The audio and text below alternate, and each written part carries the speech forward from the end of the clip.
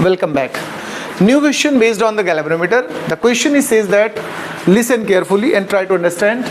A moving coil galvanometer has its coil of 24 turns. देखिए number of turn initially हैं, शुरुआत से उसके पास कितने टर्न है अभी 24 है, तो हमने उसको N1 बिगिनिंग की वजह से डाल दिया। 12 ओम रेजिस्टेंस, जो कॉइल का रेजिस्टेंस होता है गैल्वेनोमीटर में, उसको हम लोग सिंबल दे देते हैं कैपिटल G। ऐसा हमने थ्योरी में डिस्कस भी किया है।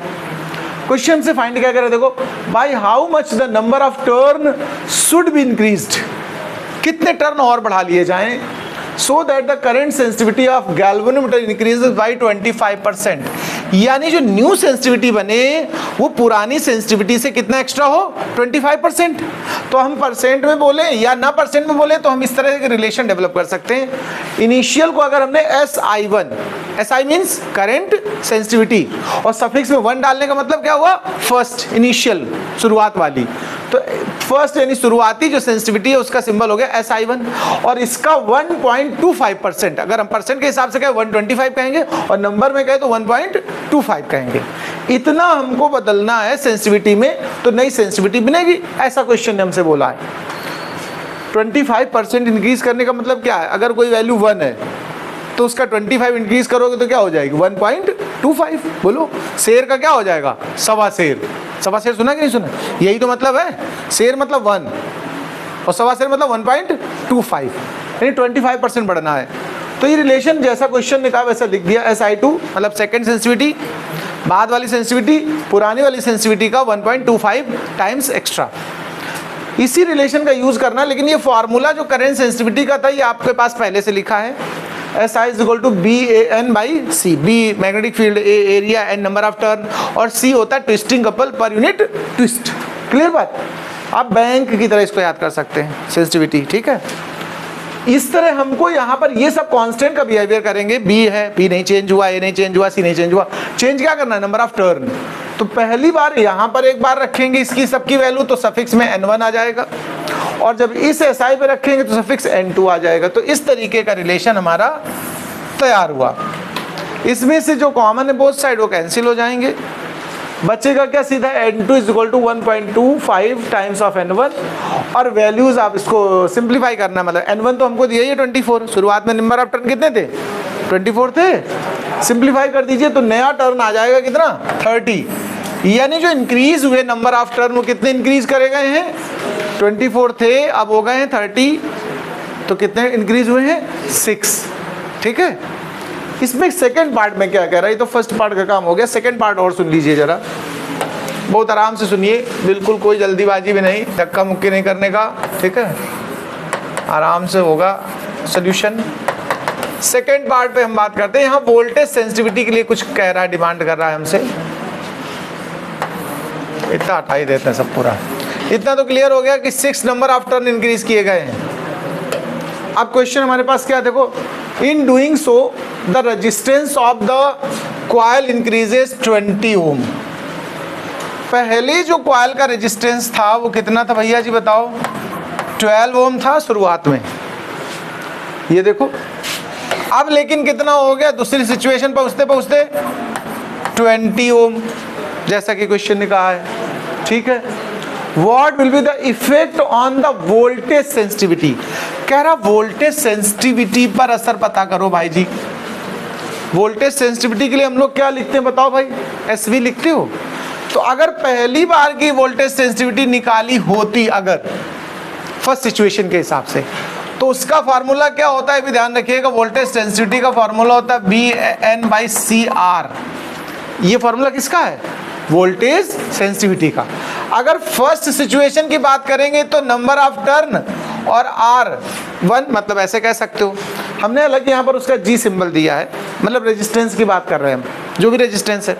अब दोबारा रेजिस्टेंस क्या हो चुका है, देखो इस समय सेकेंड सिचुएशन में BAN2/CR, देखो ये चीज़ें नहीं बदलती हैं, BA और C नहीं बदलता है, ये दोनों है। हमें चेंज पता करना है कि सेंसिटिविटी में कितना चेंज आया।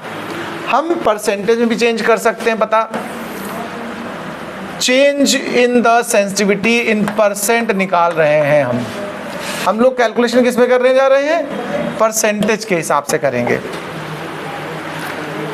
कोई चीज़ अगर इंक्रीज हुई है या डिक्रीज हुई है, उसको परसेंट में कन्वर्ट करने का क्या तरीका होता है? चेंज जितना हुआ अपान इनिशियल वैल्यू और इनटू में 100। ऐसे तो करते हो कि नहीं करते हो बताओ?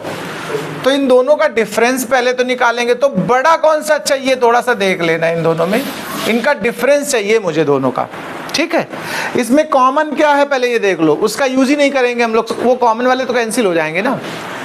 डिफरेंस किसका किसका? N1 R1 का डिफरेंस आ रहा खाली, तो यहाँ पर N1 R1 minus N2 R2 अपान में हो जाएगा N1 R1 मल्टीप्लाइड बाई 100। आप अलग से सेंसिटिविटी निकाल के इसको सिंप्लीफाई कर सकते हो, एक मेथड ये था। दूसरा मेथड हम इस तरह से सॉल्व कर सकते हैं। क्यों? क्योंकि ये अगर हम रखते भी यहाँ पर देखो BAN अपान CR रखते, यहाँ भी BAN CR होता है, यहाँ भी होता है, यहाँ भी होता है, कॉमन होके कैंसिल नहीं हो जाता। तो हमने सिर्फ उतनी बातें लिखी। अगर आपको बाय द वे ऐसे समझने में दिक्कत हो रही तो हम इसको दोबारा से पूरा ही सॉल्व कर देते हैं, मतलब सभी वैल्यू रखते हैं फिर कॉमन लेके कैंसिल करके दिखा देते हैं। ये भी एक तरीका हो सकता है। देखो अब हम लोग सीधे सॉल्व करने की सिचुएशन पे चल रहे हैं। मैंने दोनों ही सिचुएशन के वोल्टेज सेंसिटिविटी को आपके सामने लिख दिया है, SV1 और SV2। अब सॉल्व करिए आप, देखिए परसेंट चेंज, हम परसेंट चेंज निकाल रहे हैं। तो SV1 माइनस में SV2 बाई SV1 इंटू में 100। एक्चुअल ये फॉर्मूला है। जैसे आप लोग कभी कास्ट प्राइस और सेलिंग प्राइस नहीं निकाले होंगे, गेन परसेंट या लॉस परसेंट कैसे निकालते थे बताओ? दोनों का डिफरेंस अपान में जो परचेजिंग कास्ट होती इंटू में 100, वही कॉन्सेप्ट वही लगा दो। इसमें देखो पहली वाली की वैल्यू रखो तो BAN बाई CR और बाद वाला रख दोगे BAN2 बाई CR2 और डिवाइड में हो जाएगा BAN बाई CR1 और मल्टीप्लाई किससे हो जाएगा? 100 से। अब देखो पूरे में क्या कॉमन है जो कैंसिल होगा? BA और अपान में C, ऊपर नीचे कॉमन में कैंसिल हो जाएगा कि नहीं? तो सिर्फ नंबर ऑफ टर्न बचेंगे और रेजिस्टेंस बचेंगे, वही हमें यहाँ यूज़ करने हैं। तो चलिए हम लोग इसको यूज़ करते हैं। अब इधर की जगह खाली कर लेते हैं। तो देखिए ज़रा किस तरह से सॉल्व होकर रिजल्ट पे पहुँचने की कोशिश करेंगे हम लोग। तो ये बनेगा हमारा N1 by R1 minus N2 by R2 और divide by N1 by R1 multiplied by 100। चलो वैल्यूज रख लेते हैं और बस सिंप्लीफाई कर देते हैं। पहला नंबर हमारा कितना है? फर्स्ट शुरुआत में नंबर ऑफ टर्न कितने थे? 24 और रेजिस्टेंस कितना था? 12। अब कितने नंबर ऑफ टर्न? 30 और रेजिस्टेंस कितना हो चुका है? 20। ध्यान से सुनते जाना भैया बात को। Multiply by 100।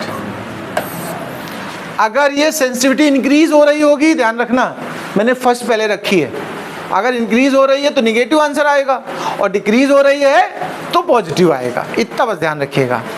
तो खैर अभी कैलकुलेशन करनी है तुम्हें, तो इसको क्या कैलकुलेशन कर सकते हो? 20 और 12 का एलसीएम ले लो, कितना आएगा भाई साहब बताओ भाई?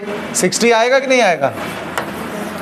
तो 12 5 जा यानी 24 इंटू 5 कितना होता है भाई? 5 4 जा 20, 5 2 जा 10 और 2 12 माइनस यहाँ पर देखो 3 जा कर दोगे तो 90 हो जाएगा कि नहीं बताओ?